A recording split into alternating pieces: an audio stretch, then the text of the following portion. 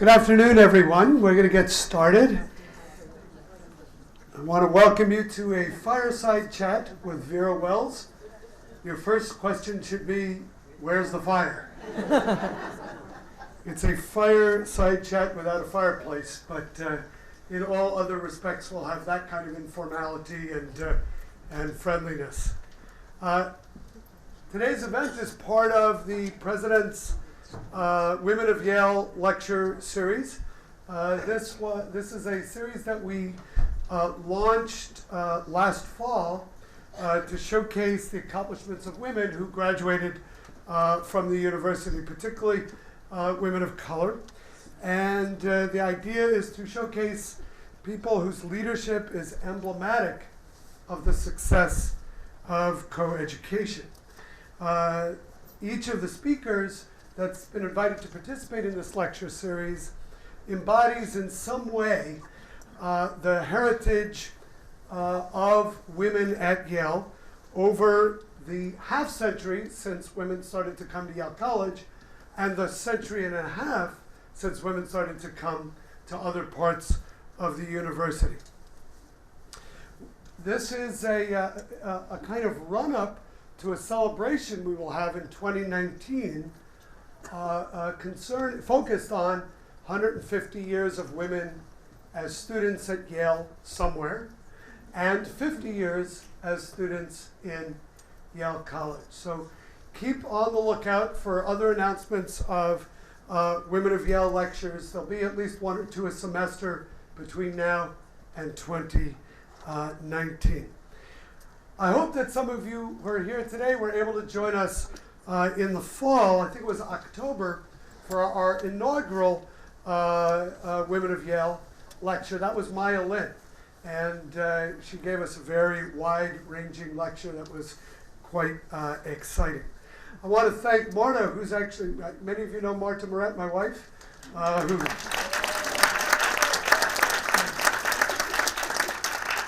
Marta is a woman of Yale in the sense that she graduated from the public health school in 1984. And with others who are here tonight, they generated the idea for a President's lecture series featuring women. And she has been great helping lead the group that's been brainstorming who we should invite. We have some, they're not confirmed yet, so I don't want to announce, but if the people who have been invited that I know about confirm, it's going to be pretty exciting over the next couple of years around here.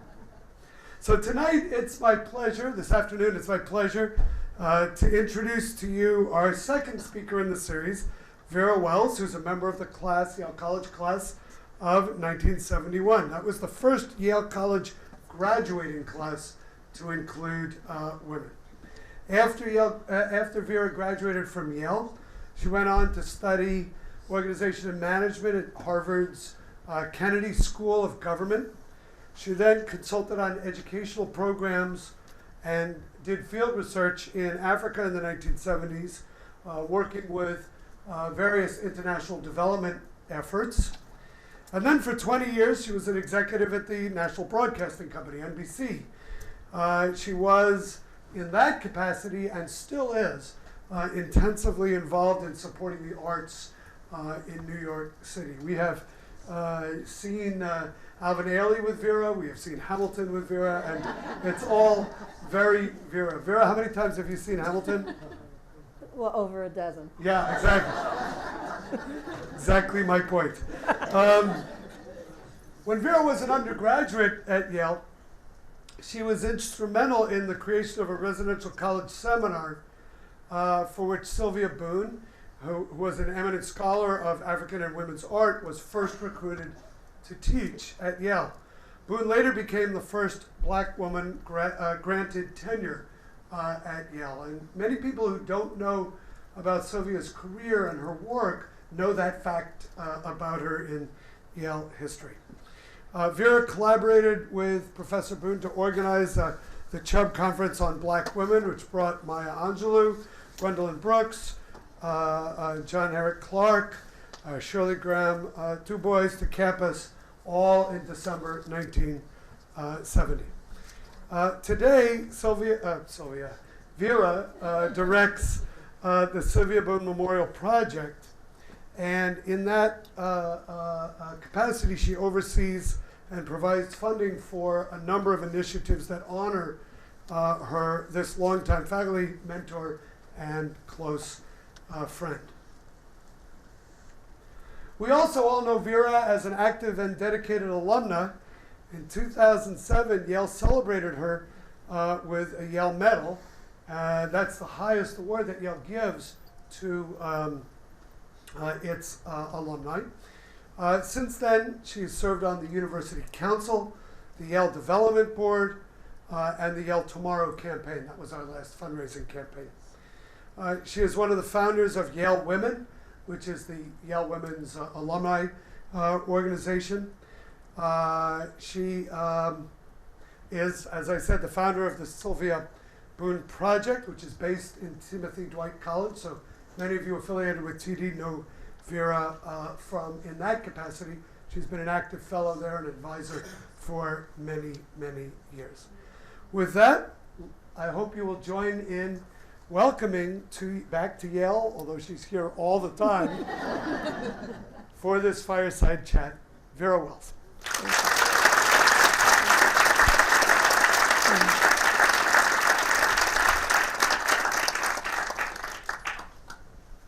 So the format we'll use, as I said, is fireside chat. I'll ask Vera a few questions to get us started, and then we're going to save lots of time for you to chime in with your questions as well. So you can begin thinking about what those might be now, and then we'll call on you.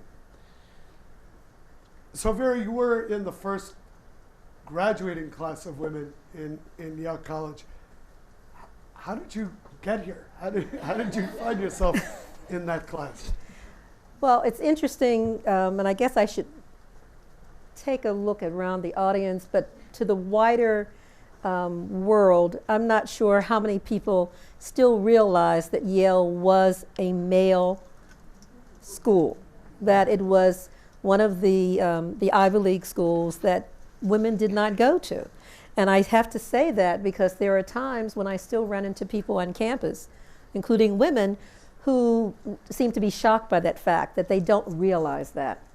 And it's part of the thrust and why some of us are particularly interested in having this 50th anniversary celebration. So let me just take you back to the 1960s.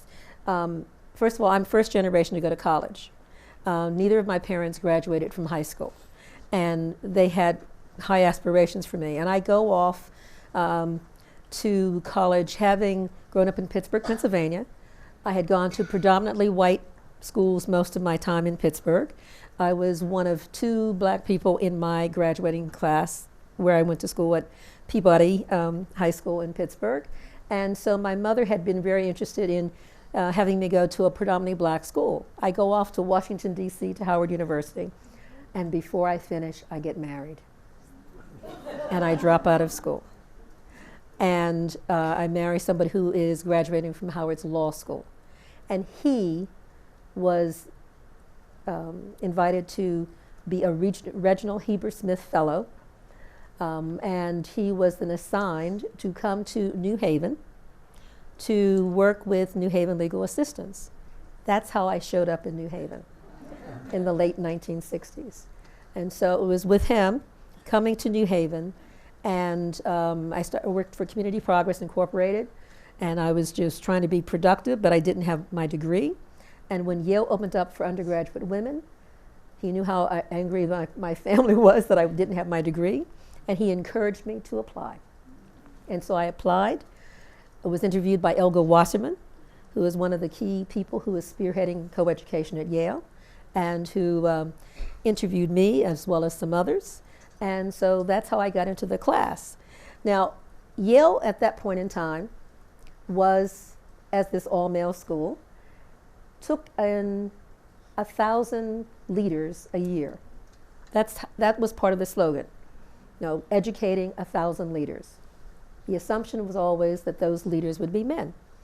And so when they went co-ed, it was a matter of wanting to make sure that the women who were coming in to the freshman class transfers in the sophomore class and transfers in the junior class would be able to deal with whatever they found at Yale.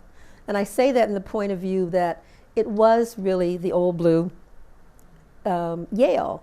And although there were people who were receptive to the idea of women, there were many who were not that receptive to the idea of Yale going co-ed. It's, right at the time when they were considering going co-ed at Princeton or Dartmouth, and some came behind us, some were, coming along around the same time. But so when you had 1,000 men in each class, and those are the days when everybody wore a coat and tie, and that to show up in Commons for dinner, you definitely dressed that way. It was very much a university that was built on the English system. It's like modeled after Oxford and Cambridge. And so it was a very different atmosphere on campus. And so the way they selected the women, because there's a lot of information about that some people don't see anymore, is that the goal was to bring in about 500 people. The ratio would be 8 to 1, 8 men to 1 woman. So they were aiming for about 125 women in the junior class, about 125 in the sophomore class, and 250 in the freshman class to go through all the way. And it's my understanding that in order to get the idea of coeducation through the corporation, that Kingman Brewster virtually vowed that there would always be 1,000 men coming in, and that it would not be unbalanced. You were not going to disturb that. And so that was true for a number of years, that maybe it was 250, and then gradually it kind of crept up, and I think until around 1977, when you now have virtually equal numbers of men and women. But that's a different at Yale. It's a very different Yale, because there's a book that's been recently out called, I think it's called Keep the Damn Women Out. Yeah.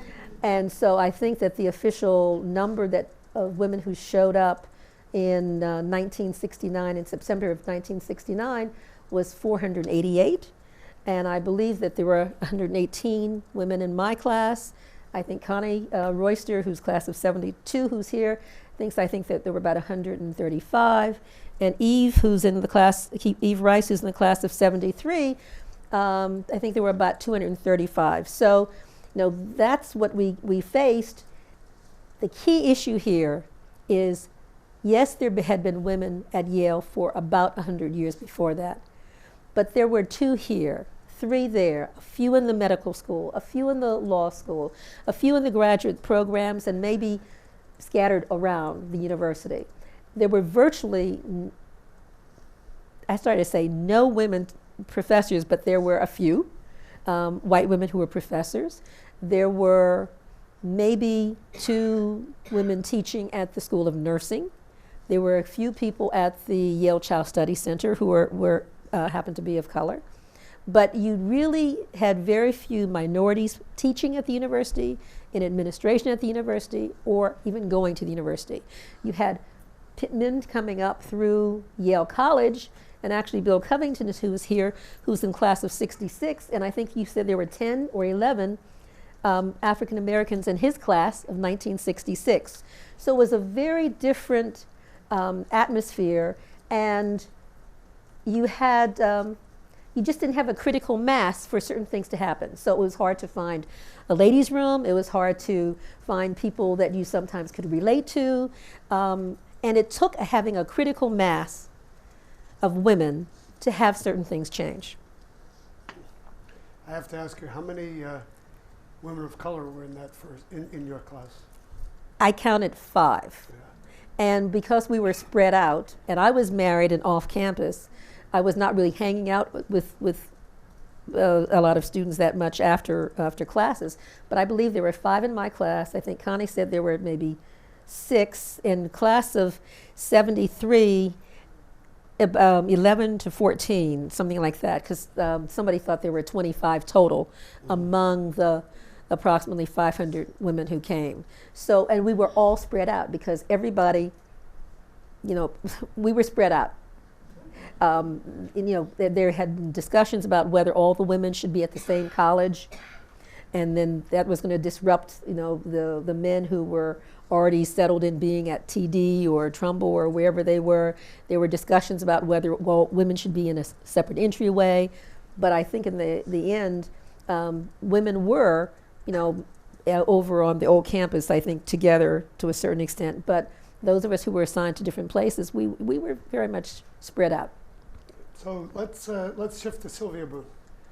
Tell us a little bit about the role you played in helping to bring her to Yale and her arrival here and the Chubb. How did that all work? Well, if I came in '69, and '69 also, let me just say, is a pivotal year. '69 is also the first year that there was an African American Studies program, not a department at that time, but it started out as a program. It was the first year for, officially, I think, for the Afro American Cultural Center. So those institutions will be celebrating their 50th anniversary also in 2019. And a lot of what drove that situation was a conference that Armstead Robinson, Glenn D. Chabert, Don Ogilvie, Woody Britton, Ralph Dawson, my classmate, had helped to structure on Black Studies in the university, which took place in 1968, in the spring of 1968, right after the assassination of Martin Luther King. You also had Yale, and I know I'm backtracking, but you also had Yale taking in a lot more students from the private schools, the more elite schools, and you didn't have as many students coming from public schools.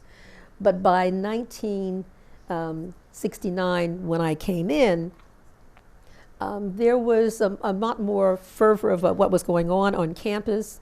You had women showing up, you had more minorities, although you didn't have a huge number. And it was also during the time of the Black Panther trial here in New Haven. And so it was the time of just a lot of activism and a lot of protesting of the Vietnam War, a lot of different issues happening. And I came in at a time where I was a little bit older.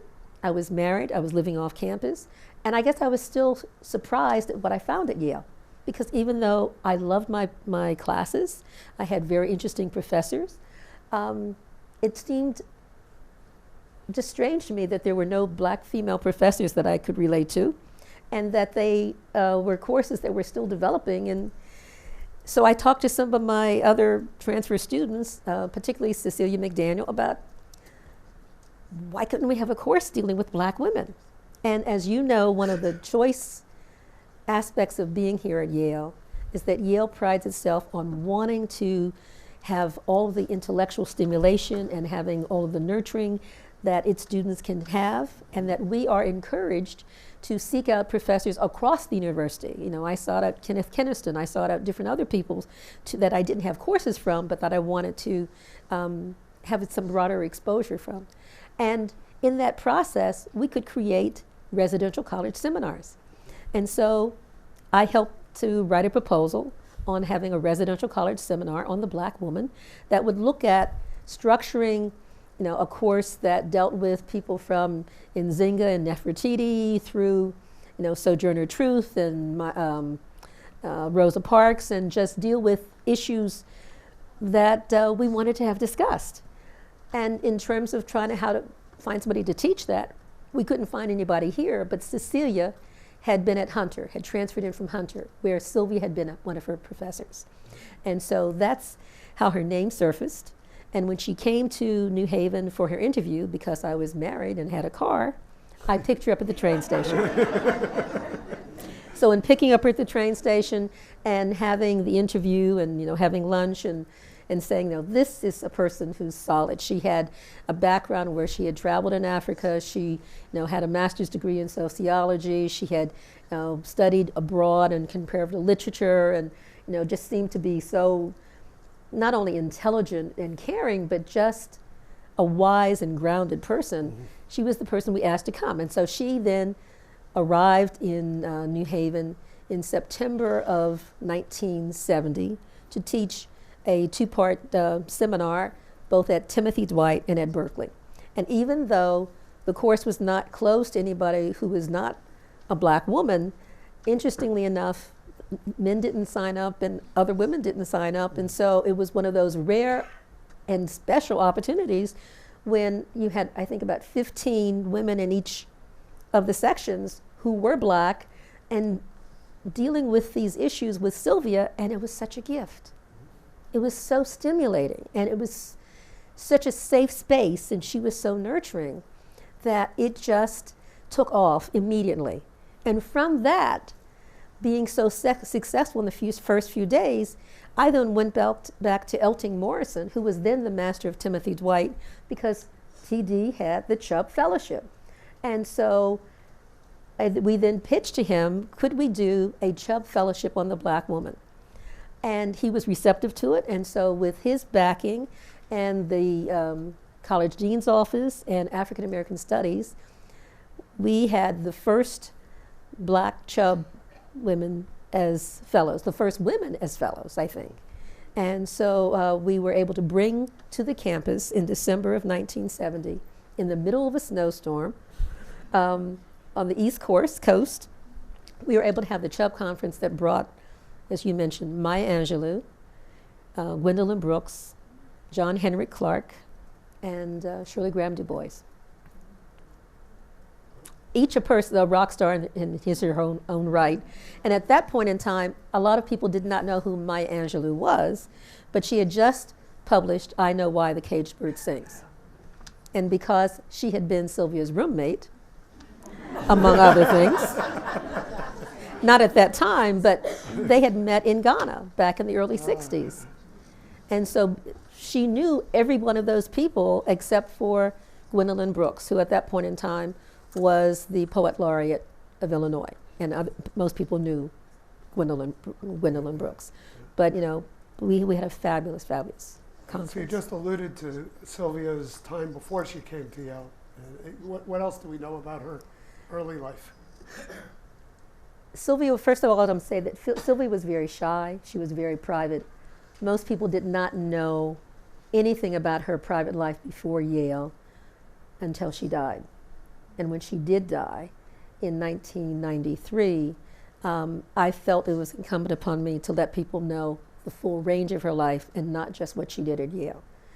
Sylvia was the fifth and only girl child of John Russell Boone and Alice Williams Boone. And she was like a change of life baby. She was born when her mother was, I guess, toward her 40s. She had 4 older brothers, most of them old enough to be her father, and her mother died when she was still a nursing infant.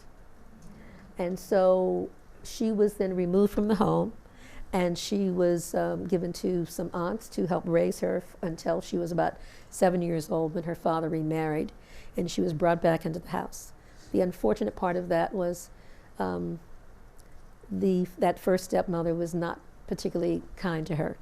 And so Sylvia didn't really talk about those times. She referred to that as her sad childhood, of her unfortunate beginnings, that she really was miserable and felt that she did not get much attention from her father and that she was mistreated by her stepmother.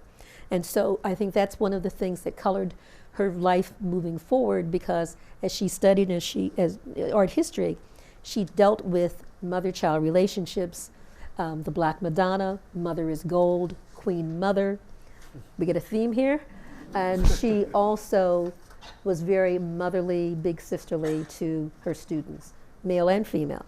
And she always referred to us who had kind and loving mothers as you mother's darlings. And she always was very, very concerned. But that was her beginning, but she basically raised herself. And even though she was this bright and witty and intelligent kid growing up, being born in New York City, but raised in Mount Vernon when it was still predominantly white suburb, she did well in school, but she was not encouraged to try to apply for scholarships. She had a brother who was a medical doctor. She had a brother who started Boone Press, which she was very proud of. And Boone Press, for anybody, I don't know who's old enough in this audience to remember that there used to be ads in Jet magazine and Ebony magazine about color tone originals. These were the first greeting cards that were created that had images of people of color on them. And that was Boone Press. And so she was very proud of that connection. But her brothers had gone off and, you know, had their own lives by the time she came along.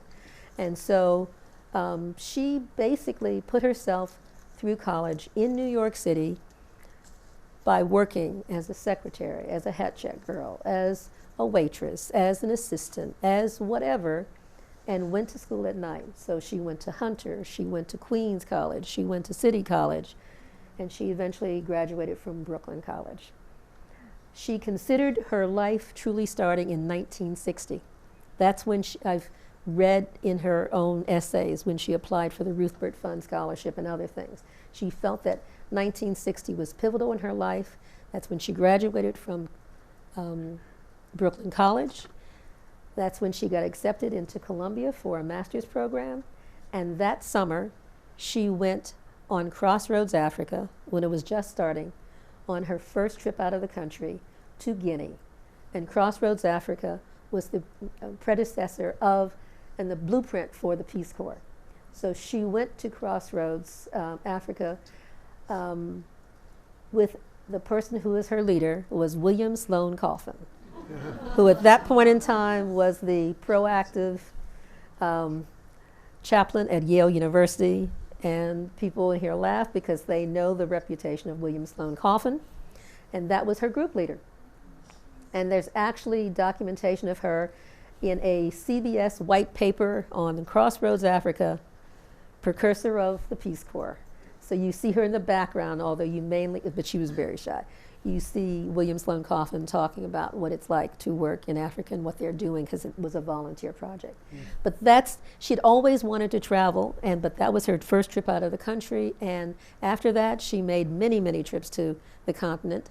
And actually, after getting her master's from Columbia, she also studied in Ghana, the University of Ghana.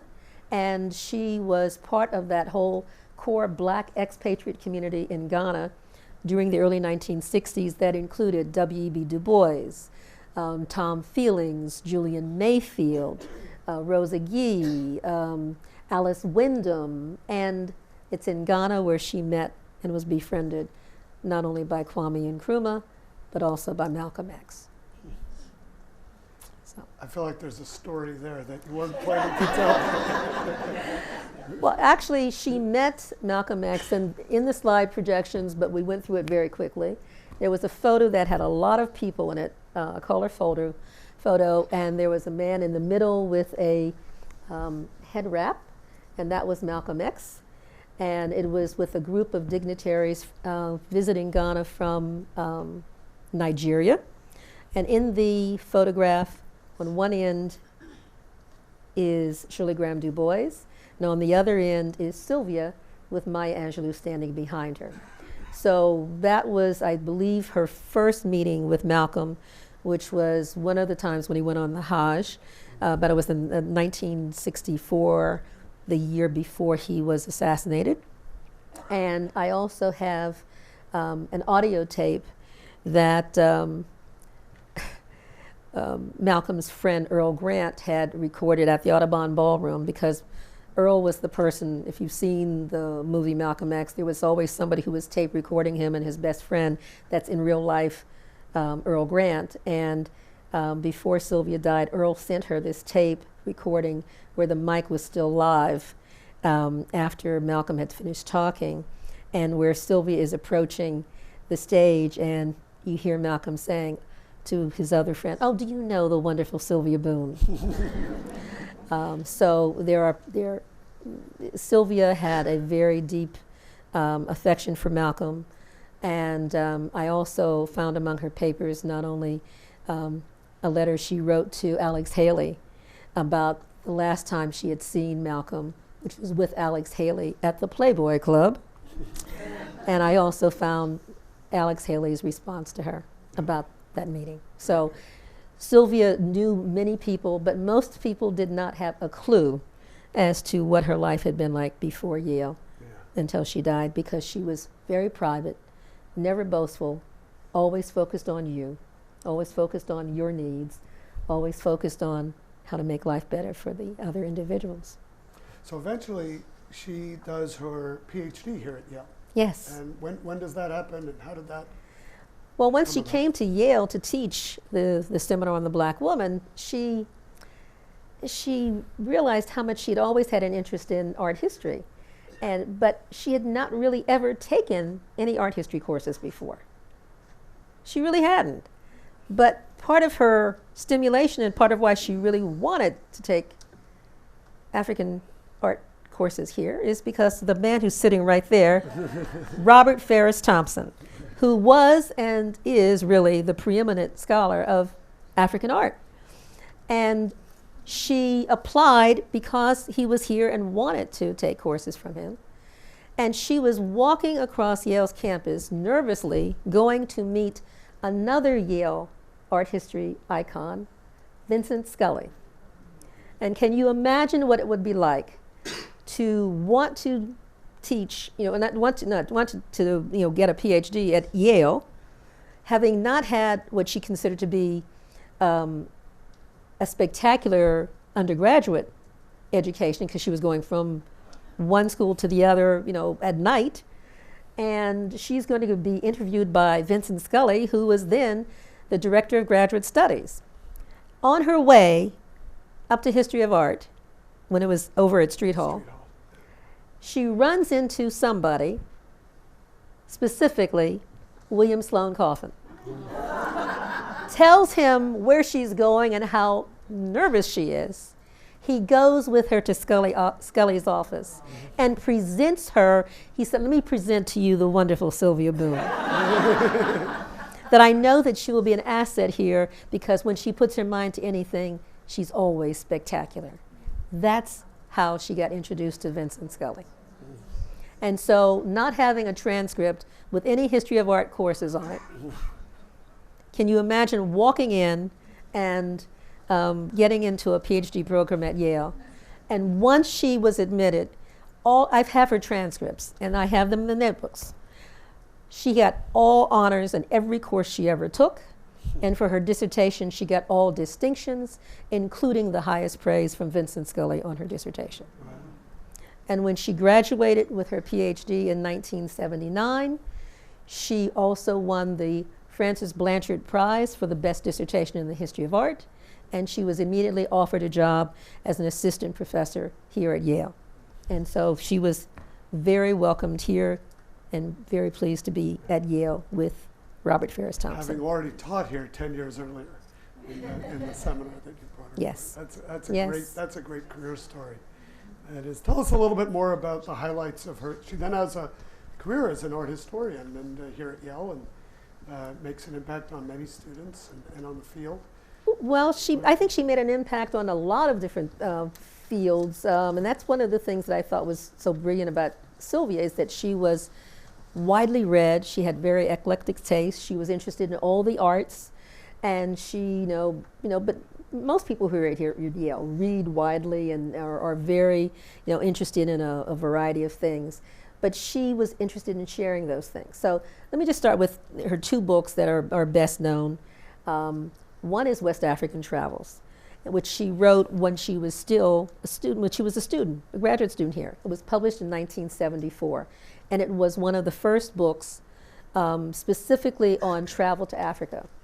And what was unique about it is that it not only dealt with all of West Africa and travel to West Africa, it really was a cultural introduction to how do you feel about people and how do you make the best use of your travel experiences to understand people, not just go to places, but to understand how people think, what they appreciate, the culture. And the introduction to West African Travels has a section on it about how to appreciate Africans as people who they are, not somebody who's so different from you, but what the unique things are and the things that are so common. Because she started out by saying everybody in the world wants great things. Everybody wants to be beautiful and to live in beautiful surroundings. Everybody wants to feel his intellect clicking, whether it's through a conversation or a poker game. We all yearn for transcendence, for immortal life, to be part of the future. If you look at people as though they're the best that they can be, just as you're trying to be the best you can be, it really colors and shapes the way you are involved with people. So, I mean, West African Travels was really a breakthrough about how people dealt with Africa, because, you know, there were so many negative stereotypes out there, and she really was about grounding people on understanding, you know, the people of Africa are not, you know, primitives or not natives. They are, you know, people who happen to live in Ghana. They're either Ghanaians or Nigerians. You know, they are people who do not dress in costume. They dress in their traditional dress. You know, but so it was all about educating people in the most positive ways, and that's, you know, key about West African Travels. Her other book, Radiance from the Waters, was really about the Sunday Society that she studied in Sierra Leone. And she really looked at the image of beauty. She was really the originator and main innovator in terms of analyzing aspects of beauty among African women and how they translated to women everywhere. And so just all of those aspects, it gave people a different way of understanding what concepts of beauty are, you know, whether it's from your neck rings or to the way their forehead is shaped, to you know, freshness. You know, for instance, on her tombstone, one of the things I have is the word neku, and neku is the concept of freshness. If neku, freshness, it's, you know how when spring comes, or even now, where you see the little green sprouts shooting up, whether it's the grass or it's the buds on a tree, and you just see those fresh, shiny green leaves as they're about to come out. That's neku, that's freshness. The dew on the grass, that's neku. It's the concept of wanting to make yourself beautiful by freshness. And so I put neku on her headstone as just one of those elements of, you know, who she is and how she encouraged people to look at what is beautiful in each of us, what is beautiful and appropriate about each individual.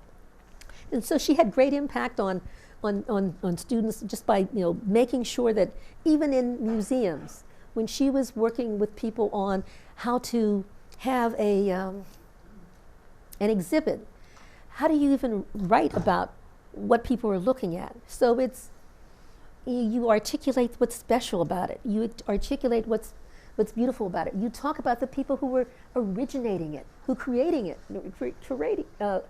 creating the images or the object. It's not, as Sylvia and Thompson would tell us, it's not that something was just found because, you know, there's some unnamed person who created this. There are actually artisans and artists and sculptors and people in those countries who were doing this creative work and making things that were of value to them, important to them, had symbolism in them that we should know about. It's not just that you found this. It's not just that it's an accident. There is a cultural history that has been, you know, handed down for generations. And so that's part of the impact of Sylvia and of Thompson. So before we open it to questions from everybody who's here, one more question for you. Yes. So clearly you're committed to Sylvia's legacy, and the passion comes through in the way you talk about her, and I assume others also committed to her. What is that all about? Why such a strong emotional attachment and desire to keep her legacy front and center? Well, I guess I feel like Sylvia was like this ideal professor, and I had other great professors, but don't we all want to have people who take an interest in our lives? And, you know, who's going to tell our story, right? Well, it that was was a Hamilton reference. who lives, who dies, who tells your story. Yes, that's part of Hamilton's thing, and that is true. but Sylvia made each individual feel special, whether you were in her class, whether you were a woman, whether you were whatever. She knew how to really kind of bring out the best in you, and that it wasn't just the concepts and the ideals. She was just caring, and I couldn't have a conversation with her without learning something. And when somebody is so significant in terms of changing one's life and uplifting you and me, that it's like I didn't want her legacy or her work to just die with her. And she unfortunately she was widowed. She never had children. And with her brothers either having passed or being very old, and in fact, the two brothers who were alive when she died were dead within a year. One of them of the same congestive heart failure within months after her memorial. And so her brother Herbert Boone, who was the one closest in age to her, and where our memorial for Sylvia was on September 30th, which is her birthday. Herbie was dead before Thanksgiving of that same year. And so if I didn't do it, and I feel like I owe so much to her in terms of my own nurturing and what I had goals to do with my life, that for me it's an honor and a privilege to just keep holding her name up high. I will also say this, and I didn't mention this. Sylvia was so knowledgeable about many things, but people here in New Haven who know that in front of New Haven City Hall there is a statue of Singbe, who was one of the people who revolted during the Amistad Revolt. He was a Mende, and she was an expert on him. And Sylvia was one of the co-chairs of the conference that took place here at Yale for the 150th anniversary of the Amistad event. The Amistad event took place in 1839, I believe it is. And so that's when 53 slaves revolted on the Amistad ship. They were then eventually captured and brought to court in New Haven. They were imprisoned in New Haven, and their case went up to the Supreme Court, argued by John Quincy Adams, and they were then freed. And so she was pivotal in having that conference, and she was pivotal in having the creation of that Amistad statue in front of New Haven City Hall. So that she's had a lot of impact in different places, and she's having impact from individual students, whether they took her course or not. I mean, whether they were students at Timothy Dwight, where she was a residential fellow for 12 years, thanks to Thompson. Whether it was somebody like Richard Powell, who is a Wilbur-Cross Fellow, has his PhD from Yale under Thompson and Sylvia, who's now a tenured chair professor at Duke. Whether it's with Vera Jasmine Griffin, who was not even in the PhD program in History of Art, but was in African American Studies and English, I believe, and who's now a tenured chair professor at Columbia. And undergraduates like Elizabeth Alexander, who eventually got her PhD and then was at Yale, and she's now at the Ford Foundation dealing with cultural issues. So she's had a wide-ranging impact, but those are just a few people that she's influenced and who have honored her over the years. That's a wonderful legacy, actually, to keep alive. Why don't we turn to all of you and see if you have questions about Sylvia Boone, about early days of coeducation, about Vera's life. Everything is fair game. Whoa. Within reason. And Mindy, what time is it? How much do we have time? We have about 15 minutes. Okay. Yes, we do. Yeah. Okay. Yes, we do have And time. we have a microphone Okay, and there's a mic for here? you too. It's a little hard for us to see because of this spotlight, but If there's a mic coming, can you stand up when we get the mic? Out of curiosity, how many other undergraduate students, black, white, male, female, were married when you came to Yale? I have no clue. I know that there were more, and because I was married, anybody who was married at that point in time did not get any kind of scholarship because they did not give scholarships to the men who married. And so we were, I know that there were more, I know that there were men, and I know that there were at least one or two other women, but I have no clue. Sorry. I do know to get married, if not in those days, a little earlier, you needed the permission of the dean. And so there are many alumni who tell the same story, which is I went into Dean Buck's office in order to get married. And what they mean is they had to get Dean Buck's permission to get married. And if they weren't a student in good standing, he wouldn't give them permission.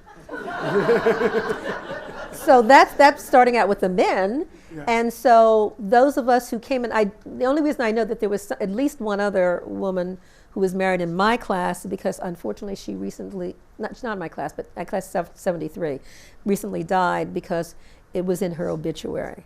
Mm-hmm. So I think there were very few of us. And one of the things that I heard by way of Elga Wasserman is that they interviewed or tried to interview most of the women who were coming, especially the transfer students, because they wanted to make sure we were going to stick it out and that we were willing to deal with whatever we found at Yale. I think that they were expecting there'd be some problems. And they were not wrong. The, other questions? Yes. I think that's Dean Maher. Yes. Okay. Dean Sarah. Could you talk a little bit about the development of your friendship with Sylvia? It sounds like it was really remarkable and sustained. And I'm just wondering if you could talk about that relationship over the course of your life, both as a student and going forward.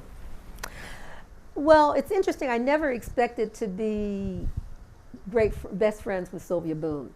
When she came, clearly I did not know her before she showed up.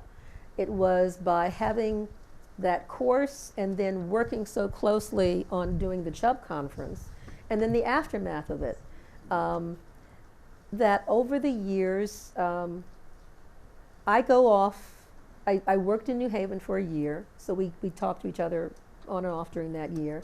Then I go off to Harvard for 2 years. I write her a letter of reference when she's applying for the Ruth Burt Fund scholarship.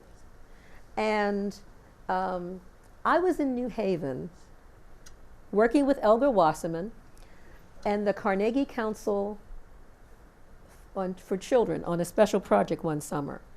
And Elga, at the end of the summer, knew that I was going back to school and I did not have a vacation. She offered me her house up in Wellfleet. She did. And I say this because those of us who know Elga passed away about a year ago.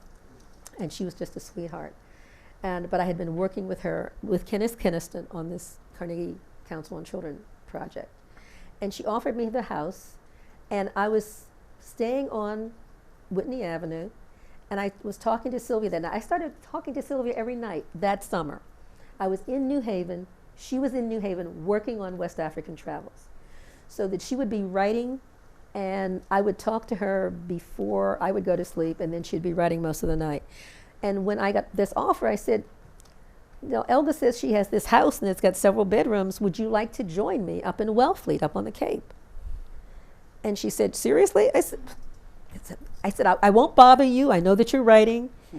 It was a gorgeous location. You could go one way and you would be at the dunes and the water, and you could go the other way and you would be at a pond. And she went with me. And I think that was pivotal. That, I couldn't think about not inviting her, and it was great company.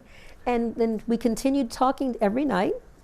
After that, I talked to her every day, and she became this mentor that was not just about my academic life.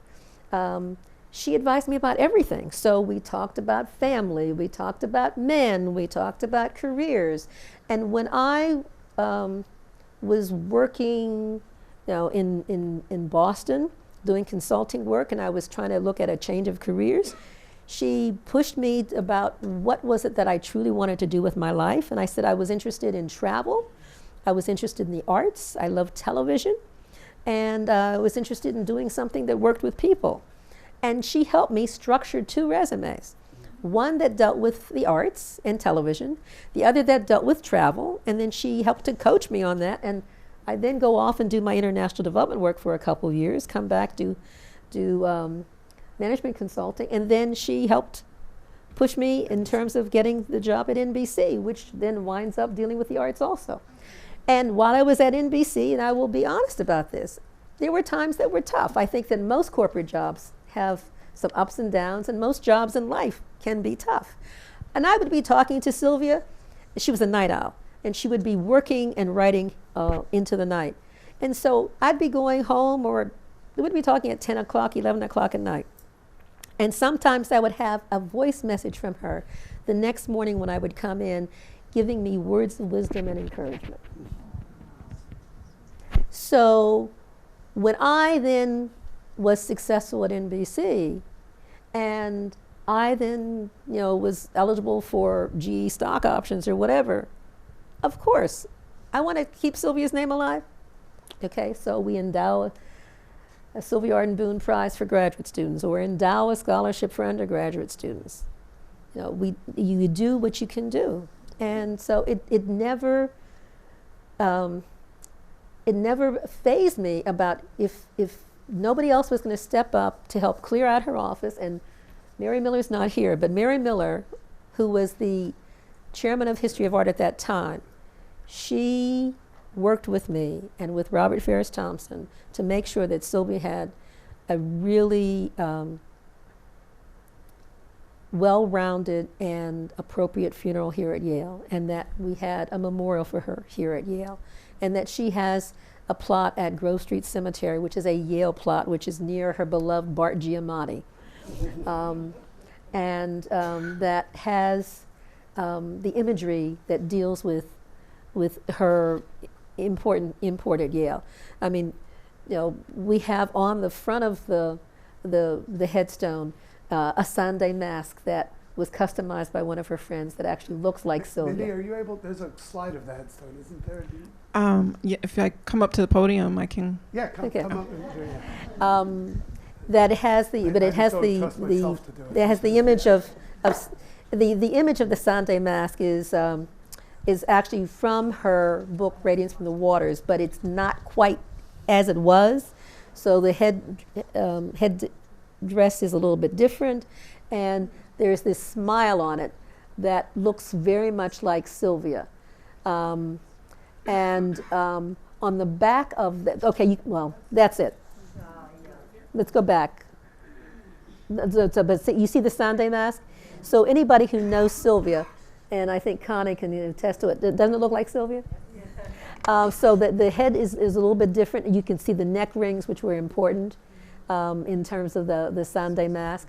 And you can go on to find the other one if you're trying to look for the one where I'm standing at the headstone. And on the back, okay, there it is.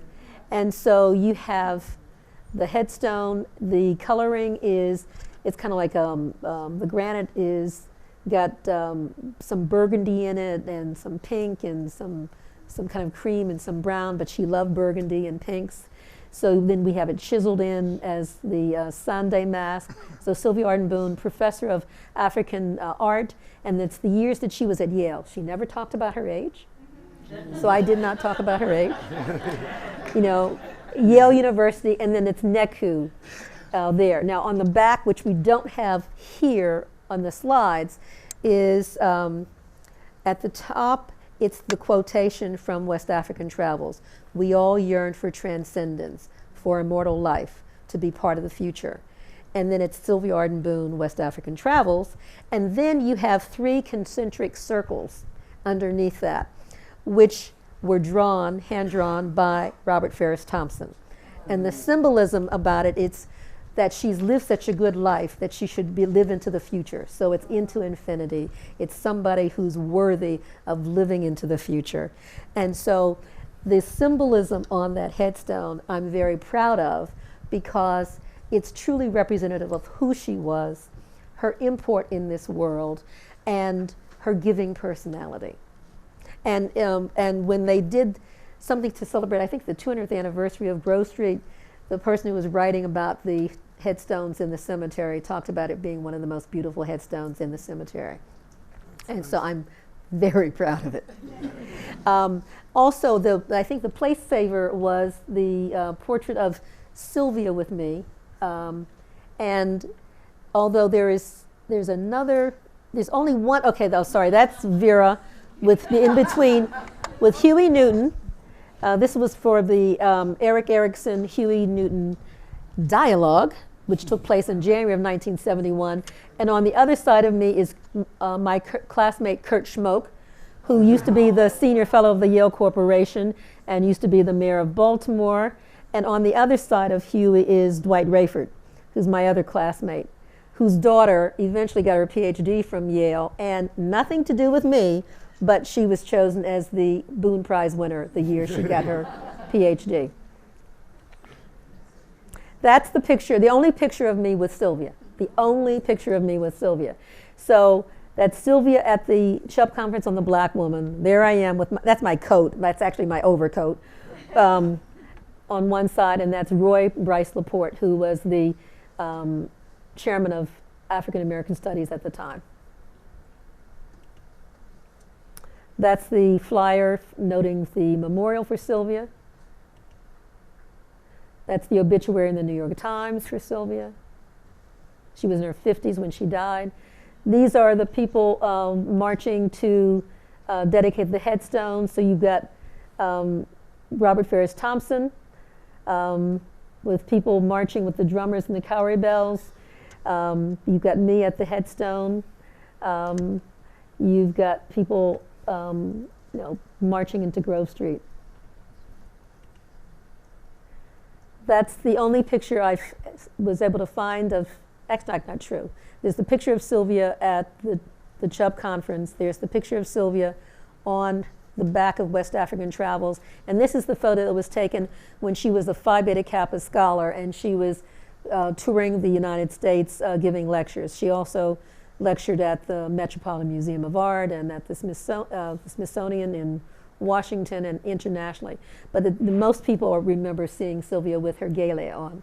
So I wanted to have at least one picture of her with her hair out. This is the Sunday mask in ceremony. This is the picture with, and we flip on it right away, but that's Malcolm in the middle. And then you had Sylvia. And I flip on that really fast because that is a photograph by Alice Wyndham, which is copyrighted. So, and she said I had permission, but I'm so sensitive about Alice being ripped off. She was really a key person in that documentation of black expatriates in Ghana back in the early 1960s, and oftentimes she's not given credit. So I give her credit. But in that photograph, you had, when people wonder, yes, Sylvia knew Malcolm, and right behind Sylvia was Maya, and on the other side was Shirley Graham Du Bois. This is the cover from West African Travels, of course. Cover from Radiance from the Waters. This is one of the posters I had for her memorial service, and I use the quotations that I really love about everyone wants great things, that I kind of remember by heart. And then also the importance of Sowe as the teacher of women. Sowe is the concept from the Sunday Society. And this is the last photograph of Sylvia with her friend Michael, who's in the room with us now. Excuse me? I didn't give you permission to use it. As we hear from Michael, part of the significance is this was taken at Maya Angelou's 65th birthday party that was thrown by Oprah Winfrey. And it was taken in early April of 1993, within 3 weeks of Sylvia's death. And if it hadn't been for Michael getting her there, I don't know that I don't think she would have gotten there. She was shy, she was reticent, but at that occasion where Oprah Winfrey brought together, there was the first big party that she gave for Maya after she met her. And so there she had a reunion with Alice Wyndham and Tom Feelings and Rosa Gee and with all of these different people, and was praised by those different people. And her Robert Loomis, who was her editor at Random House when she did when she did West African Travels, and who had been Maya's editor throughout all of her books was there. And so it was just very significant that she got there. So, the idea that I have this photograph is just, a real treasure to me. Anything else? That's Sylvia with David Du Bois. Son. And then that's the registration. But those were some of the highlights of the. We have time for one last question. Yes? If you could wait Jeff, for the is that mic Jeff? just so we can get the sound on the recording. That is Jeff. Oh, and let me say publicly that there are several people in this audience. Before you start, there are several people, including you, that I just want to thank, because I am just so thrilled and overwhelmed that Peter and Marta have given me this opportunity to raise Sylvia's name up to a new generation of not only Yale people, but to the world in general. I mean, for me, as you know, it's one thing to have, a labor of love and to want somebody to be nurtured, but no matter how much you might work for things, sometimes things don't come into fruition. And as a friend of mine was reminding me, that sometimes we benefit when the people who really did the toiling in the field and the sowing of the seeds don't get to see the harvest. Sometimes those of us, whether we deserve it or not, get to really benefit from it. And part of my responsibility is to kind of pass on the things that Sylvia allowed me to have. So the fact that you're doing this is tremendous. Also in this room is Robert Ferris Thompson. Ashe, ashe, ashe. That ashe. No. She came to Yale, to wanting to study history of art because of you. And then when he was master of Timothy Dwight, he invited her to be a residential fellow, and she lived at TD for the last 12 years of her life. We have other people here. Jeff Brinzel allowed me to keep that office at Timothy Dwight, and so did head of college. Is that the term, right? Yep. Mary Lou, who's allowed me to keep her things there and work on these aspects. I mentioned a couple of my colleagues who came in at the same time. Connie Royster's here from the class of '72. Eve Rice, Hart Rice is here from the class of '73. We've got a number of, Nancy Alexander is here, who came up with the idea. I would never have had the nerve to ask Thompson to give me an office at TD. She's the one who actually had the discussion with Thompson. He said, "Oh, of course." So there are people here who have made my life so rich in terms of just trying to continue to move on. And I'm sure that I'm overlooking people, but I really felt I needed to at least acknowledge those people publicly. Yes, Mr. Brinzel instead of Master Brinzel. Vera, you and I have known each other for a very long time. Yes. And had many things together. One of the things that has given me great pleasure watching you here today is that all these other folks who don't know you so well get to take advantage and understand your own sense of connection and also your unbelievable memory for people, places, and things. So I'm going to, it's astonishing, believe me. Thank you. And I'm going to ask you to go back down the memory well one last time to the Chubb Fellowship program on the Black woman. And my question is fairly simple, but I'm very intrigued at what you might respond, which was, I know you will remember that occasion very well. Yes. What was the center of gravity? What did the extraordinary women that came and were on that panel have to say to that audience? What was uppermost in their minds? And then I'll ask you a tougher question, which is, from where we are today, what's the continuing relevance of what they had to say at that event? The thing that was always fascinating to me is, first of all, that people got there, because, as I say, it was a snowstorm. I mean, we had planned this, and then there was all of a sudden a snowstorm that was like about that high in New Haven, and people were having difficulty getting in on the trains from wherever they came from, and people came from as far away as Los Angeles, and down from Boston and up from New York. Most people didn't know Maya Angelou really, and so, but everybody now knows who Maya Angelou is, so that her wit and the way she jump-started the conference in terms of just involving people with stories about Africa and about her insights. I mean, that was one thing. So it was the groundswell, because it was the first conference of its kind that we know of that dealt specifically with the black woman after Black Studies had started. And so you didn't have it before Black Studies had started, and so to have it on a white campus was really kind of unique. People were fascinated by Shirley Graham Du Bois because she mainly dealt with third world women. She was at that point in time, she was a widow, so she'd been traveling a lot in China and in India and throughout the Middle East. And she had a Yale background because she actually was at the School of Drama back in the 1940s during World War II. And she had not gotten a degree, but she was there. And in fact, Judy Schiff is here, and she's actually writing about her at her time at the drama school.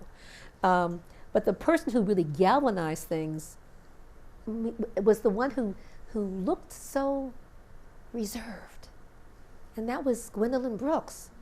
Because Gwendolyn Brooks was kind of just a very quiet, very academic writer. But she came in, by the time she spoke, we had moved into Strathcona, to SSS, to the main lecture hall, because there was an overflow. And she came on talking about her friendship with James Baldwin. And if anybody who's seen the recent documentary, I Am Not Your Negro. You know who James Baldwin was. She came on talking about James Baldwin, and that was during the Panther trial. So she came on dedicating her words to Angela Davis and the revolutionaries in the audience. Yes.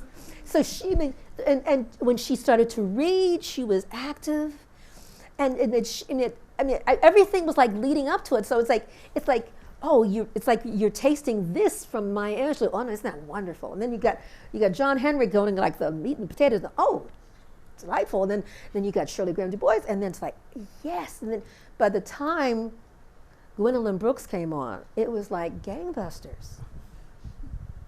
It was like gangbusters, and especially since she was the one who kind of looked the most sedate, maybe, or the most subdued, talking about the Chubb conference, I do have a few show and tells that I won't take.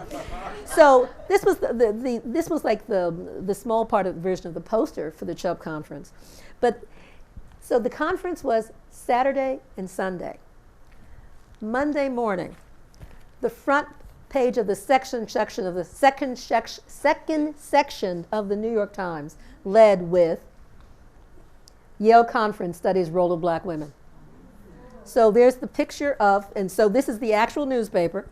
So you have the photograph of Maya Angelou, who was wearing African attire, and Shirley Graham Du Bois in African attire. So that was dated, of course, Monday, December the 14th, 1970. And for those of us who are black, or not black, but remember Jet Magazine, know Jet Magazine? The Jet Magazine from January of, I can't even see the date on here because I don't have my glasses, but it's clearly January of January 14th of 1971. This is December, so it took Jet a while to get it. But they have a 4-page spread. Today's black woman examines her role with black men. 4 pages. So you had pictures of Maya, John Henry Clark, Shirley Graham Du Bois. This is a great picture of Gwendolyn Brooks looking down and looking very private. And then you've got that's how you have the picture of Sylvia and Roy Bryce Laporte with me, because I was in there, and then Maya, and then in the audience you had people like Arna Bontemp, who was a visiting lecturer at that time. You had a variety of people. People came from all around. At that point at Yale's history, maybe there were a total of 70 to 80 black women in Yale, broader Yale, whether undergraduate or graduate or whatever. And there were 300, 400 people in the audience, and they were coming from all over the place. So before we thank Vera, I want to first ask you a question and then issue an invitation. Oh, Bob? I just wanted to share with the audience Let's This is get you, Thompson, we want to get you on tape. So. Wait, hold for the mic, Tom, for Thompson. Thompson. I just wanted to share with the audience what Vincent Scully once wrote about the writings of Sylvia. He said, quote, "When I read the works of Sylvia Boone, I am always moved by the effulgent beauty of her soul." Oh, that's very nice. That is beautiful. How many people learned a little bit of new Yale history? Thank you. Thank you, thank you. Thank you. Thank you.